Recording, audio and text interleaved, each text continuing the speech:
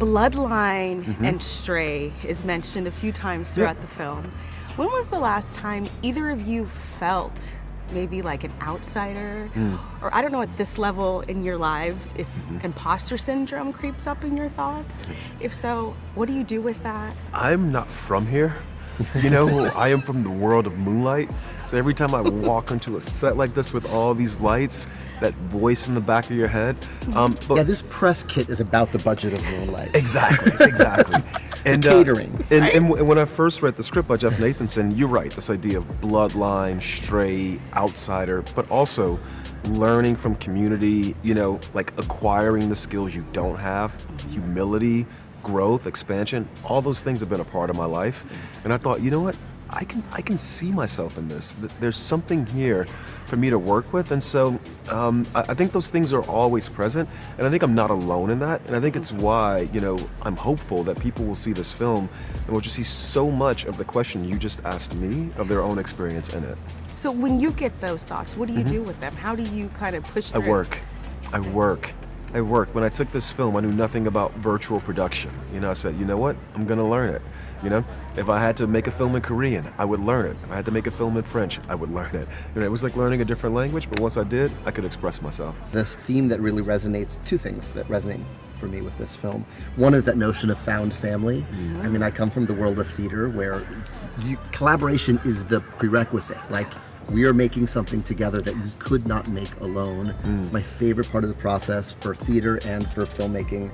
I knew signing onto this that Barry's one of our great storytellers, and I would just learn a lot being in service of his vision and being part of the found family he was creating to make this picture. And then the other thing is, I have two little boys. Like, it was not hard for me to write songs for brothers that drive each other crazy and adore each other and, you know, fight over the same toy, but also would do anything to protect each other. How many times have they heard this song? Exactly. How many times have you heard them sing? By the time the world hears it, my kids are sick of it.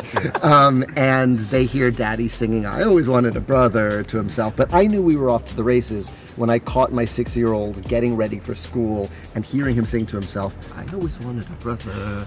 And I was like, okay, we're good. You're doing it right, Dad. Yeah, okay, it's catchy. so They like it. yeah. So then, how do you teach them about, or I don't know if they're of the age, imposter syndrome, or maybe not feeling like they belong somewhere when they should walk in with pride? Yeah, I don't have kids, but can I answer this one? Yeah. I think they won't have it. That's the whole point, you know? Yeah. It lives in us. Yeah, that's right. That's right. If we don't pass it on to them. It's what I love in this story. Blue Ivy is playing this character, Kiara. Kiara, to me, is a stand-in for the audience, a stand-in for your sons. And she's saying to Rafiki, I can't be brave like Mufasa. And he's just telling the story. We're watching the whole film to go, yes, you can.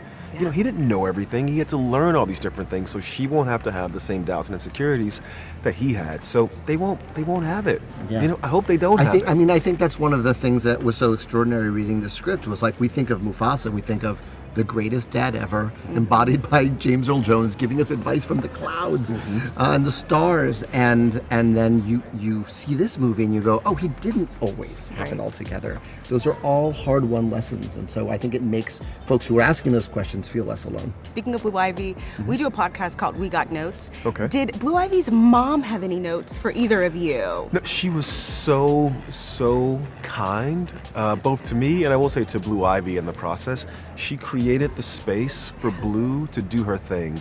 And when there were moments where there was something I was trying to communicate to Blue, you know, because she's her mom, she would step in and she would communicate them in the language they share. It was really lovely to see.